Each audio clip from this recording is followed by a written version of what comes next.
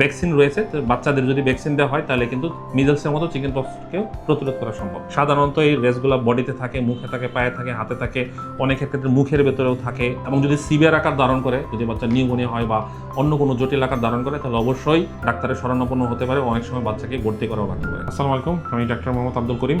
আমি এখানে শিশু চিকিৎসক হিসেবে রয়েছি। তো আপনারা সবাই জানেন যে এখন মিজেলস বা হামের একটা প্রাদুর্ভাব চলতেছে। তো আরেকটা রোগ আছে যেটা ভাইরাস বাহিত রোগ, সেটাকে আমরা বলে থাকি চিকেন পক্স। এবং মিজেলসের মতো করে এখানে জ্বর, ঠান্ডা, কাশি থাকে এবং গায়ের মধ্যে লাল দাগও বের হয়। যে ডিমার্কেটিং পয়েন্ট বা যেটা দিয়ে আমরা পার্থক্য করে থাকি যে এটা আসলে চিকেন পক্স, এটা আসলে মিজেলস না। তো সেই ক্ষেত্রে যে লাল দাগগুলো হয় বা যে রেস্টটা হয়, অনেকটা রেস্টটা কিছুদিন পর চিকেন পক্সের ক্ষেত্রে এই রেস্টটা আস্তে আস্তে একটু ফুলে যায়, যে ফুলে যায় ভেতরে পানির মতো তৈরি হয়, যেটাকে আসলে বলা হয় ব্লিস্টার বা বেসিকো। অনেক সময় পানিটার মধ্যে ইনফেক্টেড হয়ে পুজো হয়ে যায়। এইটা দিয়ে আমরা আসলে আলাদা করতে পারি যেটা চিকেন পক্স এবং এটা মিজেলস। সাধারণত এই রেসগুলো বডিতে থাকে, মুখে থাকে, পায়ে থাকে, হাতে থাকে, অনেক ক্ষেত্রে মুখের ভেতরেও থাকে। তো এই ক্ষেত্রে আমরা আসলে কি করতে পারি, যদি এরকম যদি চিকেন পক্স রোগী হয়ে থাকে তাহলে আমরা প্রথমে যেটা করবো, বাচ্চাটাকে আলাদা করে ফেলবো বা নিয়মিত যে কাপড় চোপড়গুলো পরা হয় প্রত্যেকদিন কাপড় এগুলো ধুয়ে ফেলতে হবে।